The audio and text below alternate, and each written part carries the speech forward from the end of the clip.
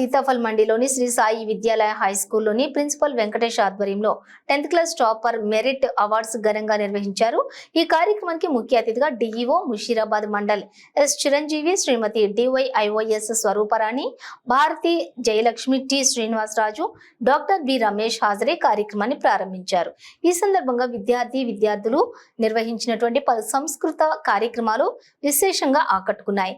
ఈ కార్యక్రమానికి స్కూల్ యాజమాన్యం, ఉపాధ్యాయులు, విద్యార్థుల తల్లిదండ్రులు తదితరులు పాల్గొన్నారు.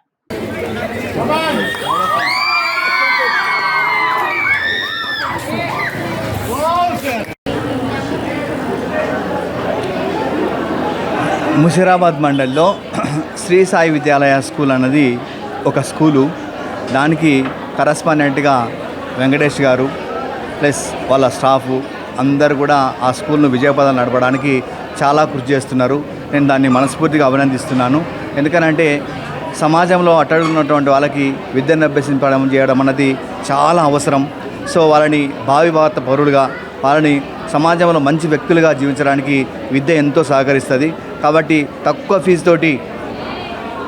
ఫీజుతోటి పిల్లలందరికీ కూడా విద్యాబుద్ధులు చెప్పించడానికి ఆయన చాలా కృషి చేస్తున్నాడు. వాళ్ళ స్టాఫ్ కూడా ఒక్కొక్కరు స్పెషల్ టాలెంటెడ్ అన్నట్టు అందరూ కూడా వాళ్ళ వంతు కృషి చేసి పిల్లల్ని మంచిగా మోటివేట్ చేసి చాలామందికి అబవ్ 9 వచ్చేటట్టుగా చేసినారు. వాళ్ళ రిజల్ట్ 97% ఉందంటే 97% రావడం అన్నది అంత ఆషమాషి విషయం కాదు. దట్టు హైదరాబాద్లో, ఎక్కడో అంటే వేరే విషయం, కానీ హైదరాబాద్లో 97% వచ్చిందంటే మాత్రం వాళ్ళ టీచర్లది, వాళ్ళ స్టాఫ్, వాళ్ళ కరస్పాండెంట్ది ప్లస్ హెడ్ మాస్టర్ది చాలా కృషి ఉంది.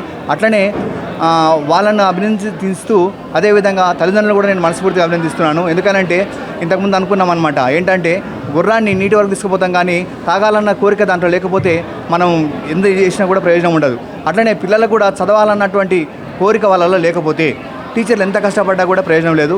కాబట్టి నేను తల్లిదండ్రులను అభినందిస్తున్నాను, పిల్లల్ని కూడా అభినందిస్తున్నాను. ఎందుకనంటే వాళ్ళు 97% తీసుకొచ్చినంటే చాలా చాలా హర్షించదగ్గ విషయము. సో ఫ్యూచర్లో కూడా ఇంకా మంచి అభివృద్ధిలోకి రావాలని, స్కూలు స్ట్రెంత్ విపరీతంగా పెరగాలని, అట్లనే వచ్చిన ప్రతి విద్యార్థి కూడా ప్రయోజకుడు కావాలని, వారి జీవితం విజయవంతంగా ఉండాలని చెప్పేసి మనస్ఫూర్తి కోరుకుంటూ ఈ అవకాశం ఇచ్చిన ప్రతి ఒక్కరికి నా ధన్యవాదాలు. Thank you.